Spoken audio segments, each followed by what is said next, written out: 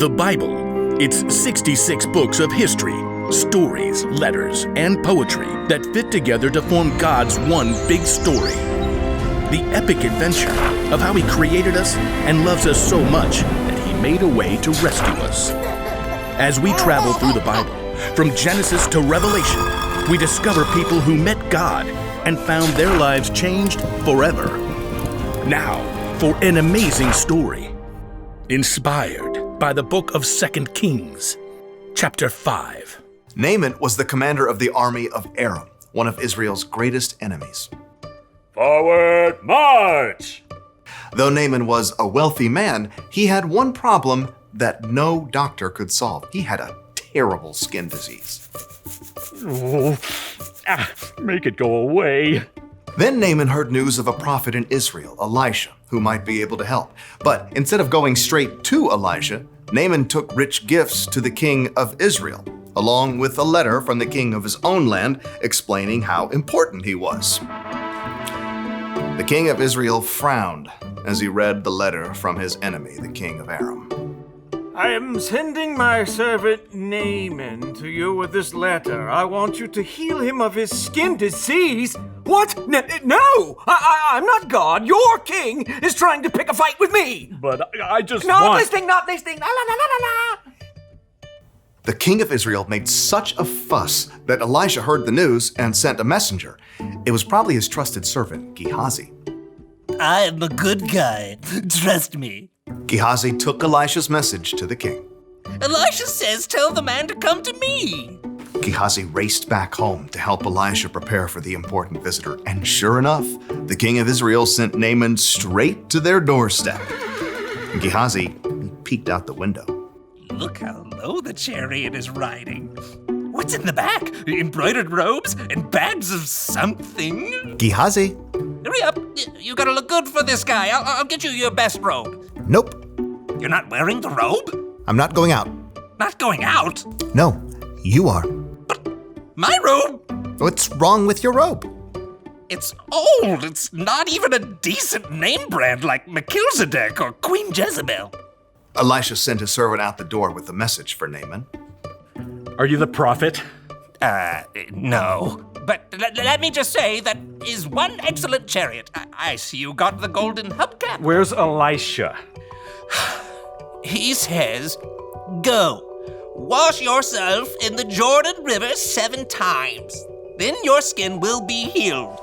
You will be pure and clean again. I thought Elisha would come out himself. I know, right?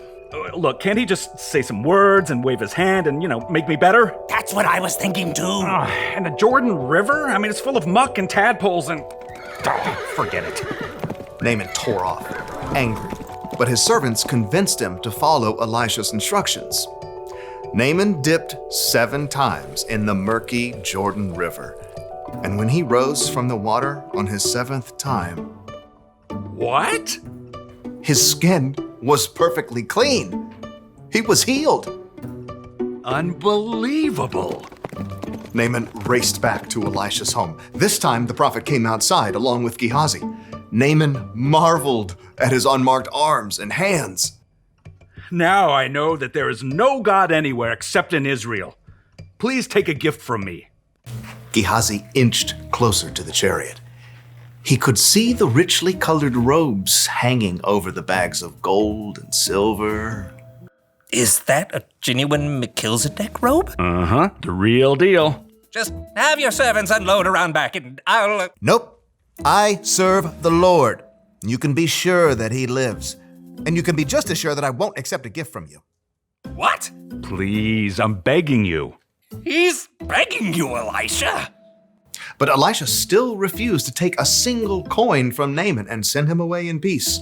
Elisha went back inside, leaving Gehazi speechless on the doorstep. What? No. Seriously? Gehazi could still see the dust kicked up by the horse's hooves. Elijah should have taken something. If he didn't want it, he could have just given it to me.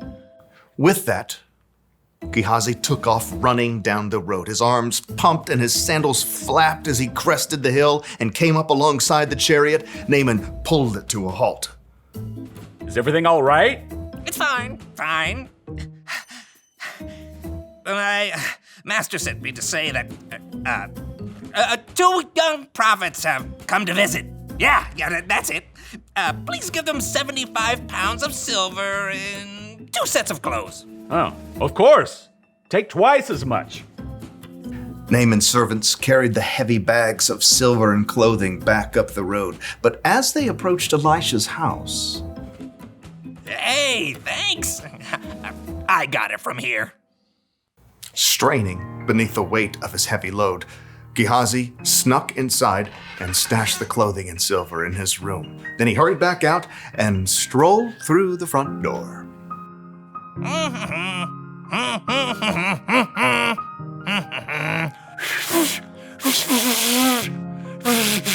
Can't whistle. Elisha studied him with sharp eyes.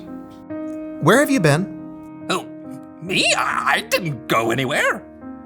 Didn't my spirit go with you? I know Naaman greeted you. I know you took money and clothes.